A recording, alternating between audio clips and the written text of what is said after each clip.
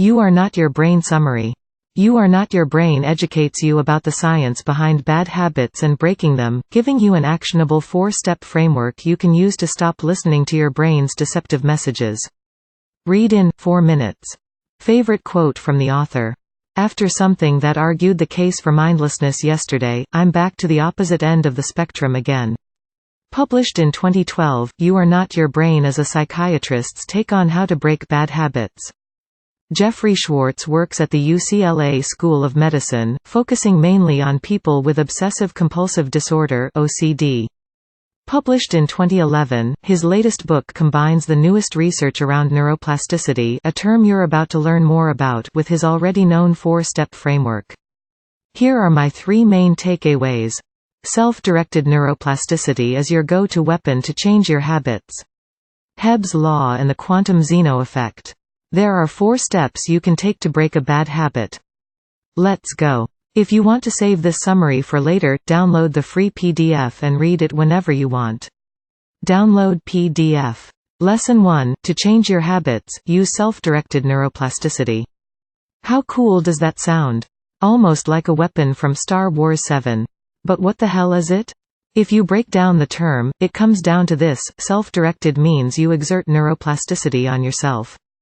So you're the one who's using it, and who it's being used on. Neuro stands for your neurons, or nerve cells, in your brain, which are the pathways where feelings and thoughts flow. Plasticity means something is like plastic, it is firm initially, but can be formed and changed by using the right tools. Let's pull it all together. You can change the pathways in your own brain, and you can do it yourself. This means even if you're stuck with a couple of bad habits right now, you can change them. Just because your brain is wired in a certain way does not mean that this wiring defines you. By coming to the conclusion that you are not your brain, you can start changing the physical structure inside it, so that it works more in your favor and less against you. This is what happens when you hear stories like the one of Christopher Reeve, famous Superman actor, who changed his mindset after becoming paralyzed until eventually moving again. Note, I've explained the concept of neuroplasticity here, including a great video and a little device to help you remember it. Lesson 2, Hebb's Law and the Quantum Zeno Effect. So how do you start to direct some neuroplasticity at yourself? By learning about 2 more cool concepts with funky names. Number 1 is called Hebb's Law and is summed up in one beautiful rhyme: neurons that fire together, wire together. The more often one of the neural pathways in your brain is used, the stronger it gets. For example, let's say you have a new job, and have to catch the bus every morning at 8 a.m. to make it there on time. You're doing fine the first week, but on Tuesday in week 2, you arrive at 8:01 a.m. and miss the bus.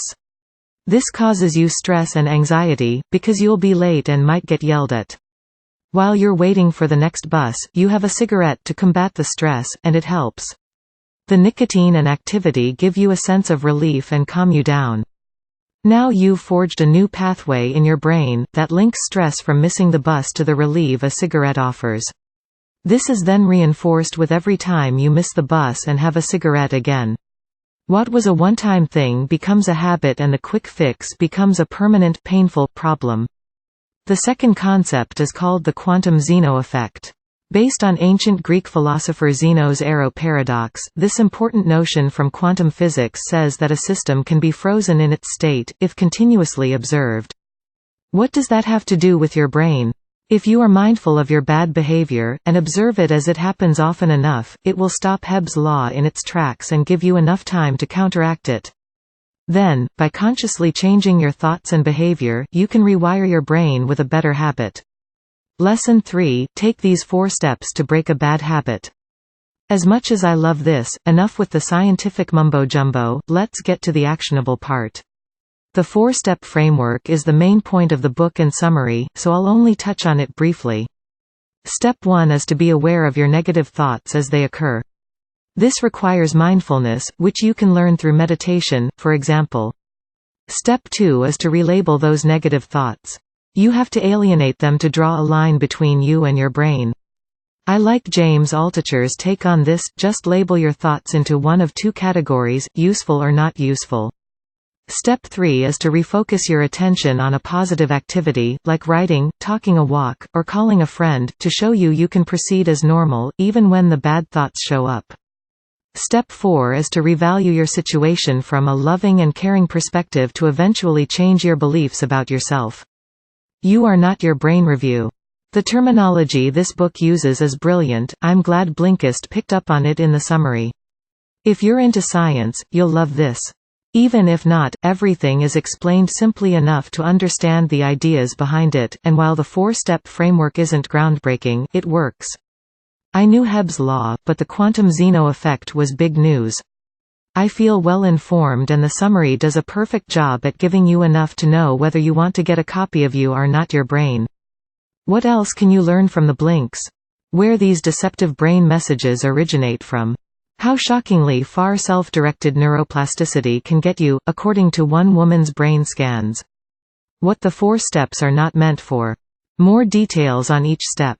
The best way to make sure you can always refocus when you need to. Who would I recommend the You Are Not Your Brain summary to? The 21-year-old smoker, who picked up the habit before knowing about its harmfulness, and now wants to change, the 34-year-old recent graduate with a curiosity for science, and anyone who struggles with overthinking things. Learn more about the author. Read the full book summary on Blinkist. Get the book on Amazon.